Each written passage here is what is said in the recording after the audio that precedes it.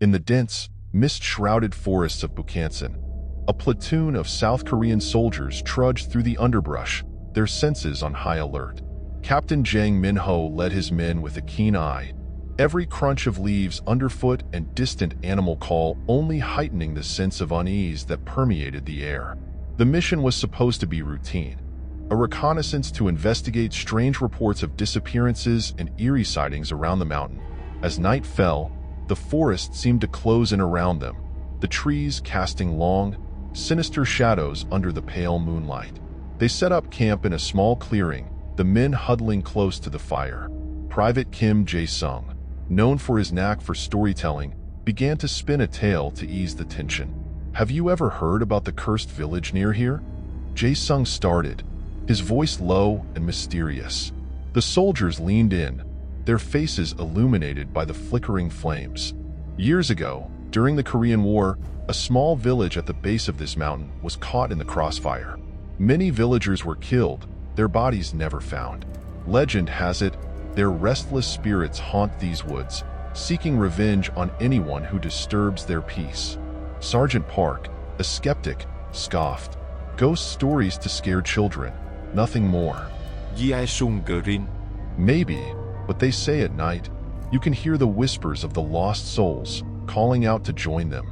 The forest seemed to grow colder as Jae-sung spoke, the wind howling through the trees like mournful wails.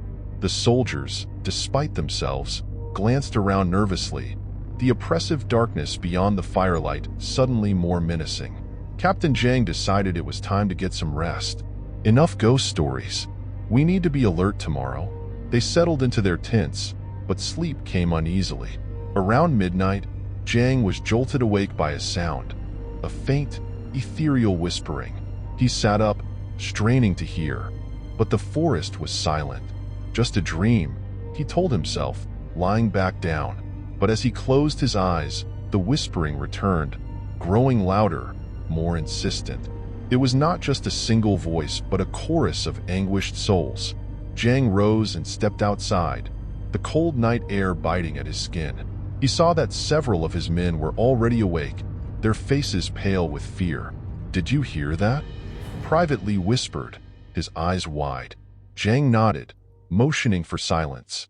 The whispering grew louder, seeming to come from the forest around them. He signaled for his men to arm themselves and follow him. They moved through the trees, the whispering guiding them deeper into the forest. It felt as if they were being led by an unseen force. The whispering grew more distinct, forming words that sent chills down their spines. "Join us, remember us?" The trees parted to reveal an old, abandoned village. The houses were dilapidated, overtaken by nature. In the center of the village stood a massive tree, its gnarled branches stretching out like skeletal fingers. As they approached, the whispering stopped. The silence was oppressive, the air thick with dread. Jang felt a cold sweat break out on his forehead. Something was very wrong. From behind the tree, figures began to emerge. Pale, translucent forms with hollow eyes and expressions of eternal sorrow. The soldiers stood frozen in terror as the spirits glided towards them. "We died here," one spirit whispered, its voice like a breeze through dry leaves. Forgotten and alone. Jang tried to speak, but his voice failed him. The spirits circled them, their presence suffocating. One by one, the soldiers began to scream, their minds unable to comprehend the horror before them. The spirits' whispers became a deafening roar. "Join us, remember us, die with us." Jang felt an icy hand close around his throat, his vision darkening. He struggled to breathe, his senses overwhelmed by the despair and agony of the lost souls. Just as he thought he would succumb, a blinding light pierced the darkness. The spirits shrieked and recoiled, dissolving into the night. Jang collapsed to the ground, gasping for air. Through his blurred vision, he saw a figure standing in the light. A woman in traditional Korean hanbok, her face serene yet sorrowful. She raised a hand, and the light intensified, driving the spirits back.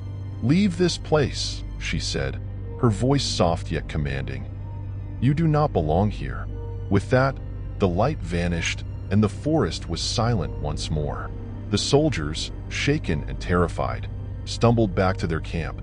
They packed up hurriedly, desperate to leave the cursed mountain behind. As they descended Bukhansan, Jang glanced back at the dark forest, the whispering still echoing in his mind. He knew they had narrowly escaped a fate worse than death. The spirits of the lost village would remain, their sorrow and anger forever haunting the woods.